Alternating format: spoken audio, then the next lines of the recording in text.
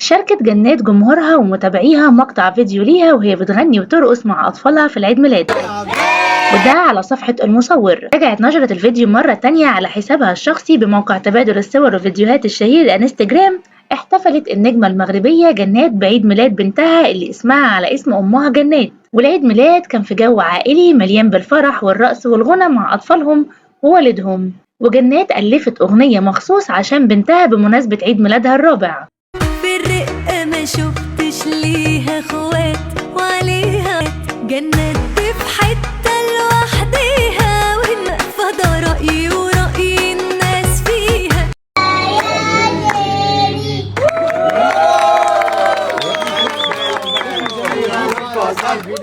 الكتاب في مكاني انا بتحرك ما انا وعلى ناحية أخرى جنات رفعت قضية ضد محمود منسي تطلب بتعويض منه 200,000 جنيه عشان اتهمها بسرقة أغنية التفاح والفراولة، متهمة إياه بتعطيل الأغنية دون وجه حق وإنه يستغل الغير ويبتز الفنانين لاكتساب الشهرة الغير مشروعة.